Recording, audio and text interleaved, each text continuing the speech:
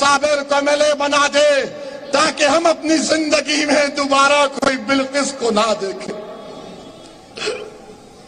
अल्लाह साबिर को MLA बना दे कि हम अपनी जिंदगी में दोबारा कोई बिल्किस को ना देखें।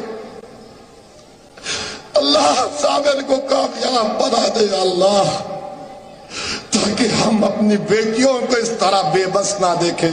हैदराबाद से आप करीब हैं, पहले आप दक्कन में थे और हैदराबाद में आज जिम्मेदारी से कह सकता हूं इसलिए कि पूरा हैदराबाद तो हमारे ओवैसी साहब की शक्ल में यहाँ मौजूद है, बल्कि पूरा हिंदुस्तान मौजूद है।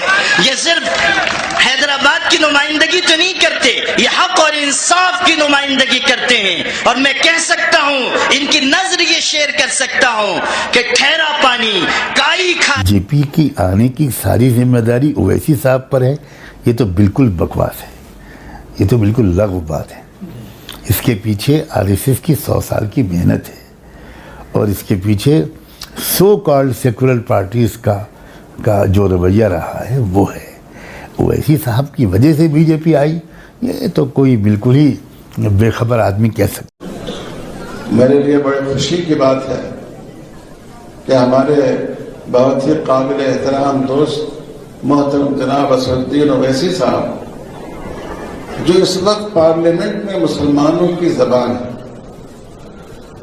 और मैं इनके सामने नहीं कह रहा हूं, मैं पीछे में भी कहता हूं, किसी खौफ के बगैर, किसी लालच और तमा के बगैर, और सिर्फ जज्बात में मुश्तइल होकर नहीं, दलील की कुव्वत के साथ जिस तरह ये अपनी बात पेश करते हैं, दिल से दुआ निकलती है। अल्लाह ताला उनके अखबार में तरक्की अता फरमाए और इनसे मिल्लत की तर्जुमानी की ज़्यादा खिदमत ले और इनकी हिफाजत फरमाए।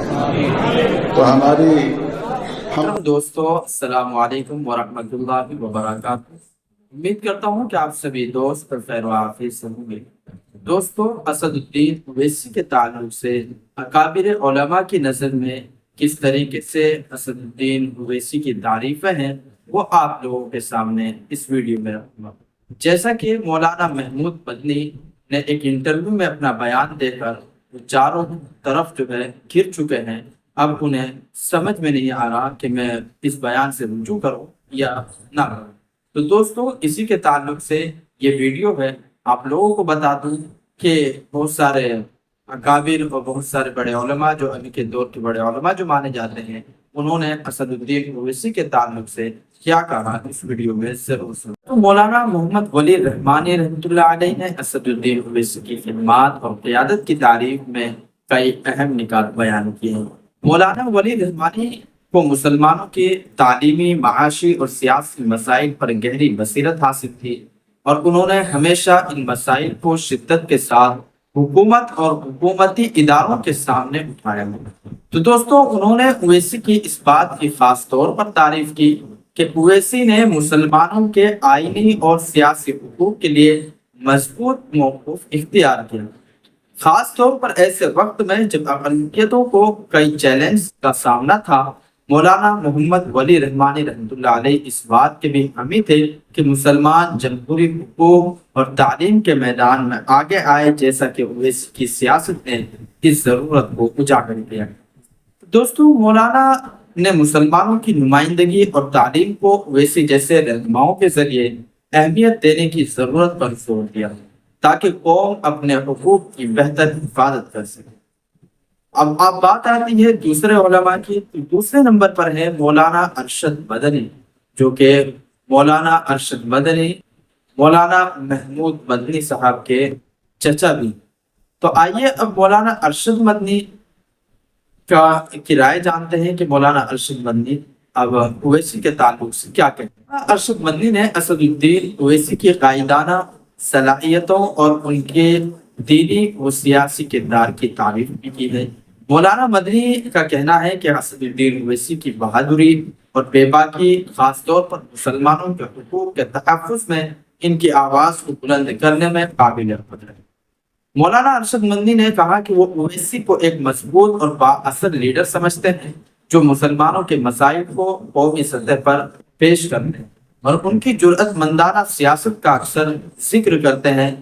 مولانا ارشد مدنی کا ماننا ہے کہ اویسی جیسی شخصیات مسلمانوں کو اعتماد اور حوصلہ فراہم بھی کرتی ہے۔ مولانا ارشد مدنی نے اسد الدین اویسی کے بارے میں بھی حوصلہ افزا کلمات کہے ہیں۔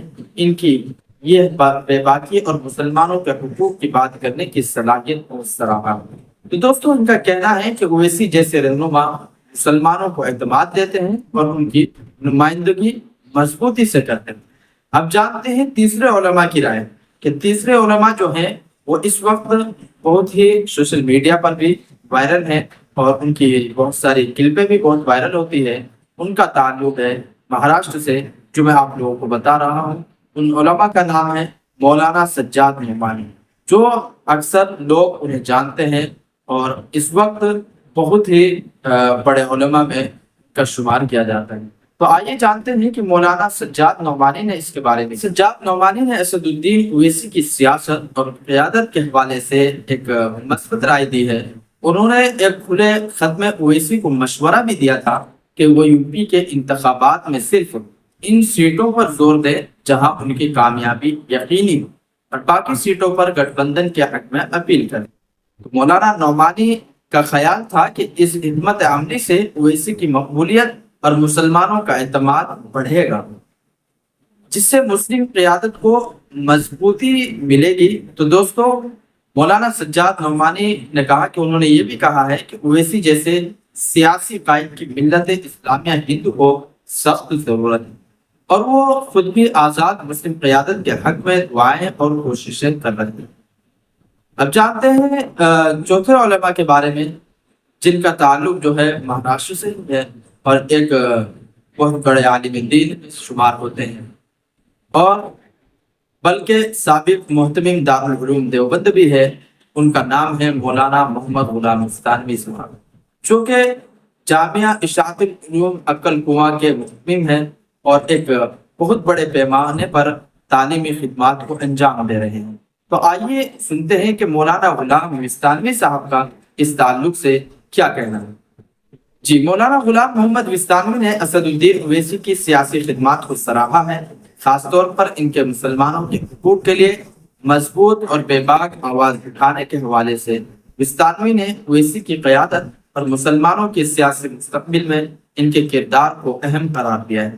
ان کا کہنا تھا کہ اویسی ایک ایسے لیڈر ہیں جو نہ صرف مسلمانوں کے مفادات کا تحفظ کرتے ہیں بلکہ دیگر محروم طبقات کی بھی نمائندگی کرتے ہیں۔ تو دوستو اویسی کے تعلق سے اس ناچیز کا کیا کہنا ہے، اس پر کیا رائے ہے، تو میں آپ کو بتا دوں کہ اسد الدین اویسی کا تعلق بھارت کے ایک معروف سیاسی خاندان سے ہے جو سید ذات سے تعلق رکھتا ہے۔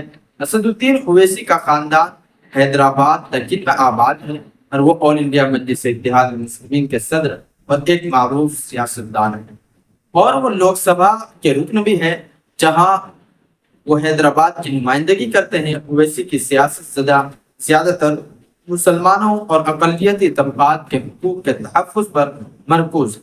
تو دوستو اور وہ ان کے سیاسی اور سماجی مفادات کی وکالت بھی کرتے ہیں۔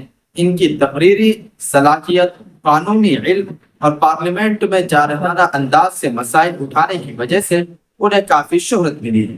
اویسی کا ماننا ہے کہ بھارت کے مسلمانوں کو اپنی شناخت، حقوق اور مساوات کے لیے مضبوط اور واضح آواز کے ساتھ سیاسی میدان میں موجود رہنا چاہیے۔ تو دوستو اسد الدین اویسی کا جو خاندان ہے وہ بھی سیاست میں طویل عرصے سے سرگرم رہا ہے اور ان کے والد سلطان صلاح الدین اویسی بھی آل انڈیا مجلس اتحاد المسلمین کے صدر اور لوک سبھا کے رکن رہ چکے ہیں۔ تو دوستو اسی کے تعلق سے اپنے بیان میں کہا تھا وہ آپ لوگوں کے سامنے رکھا۔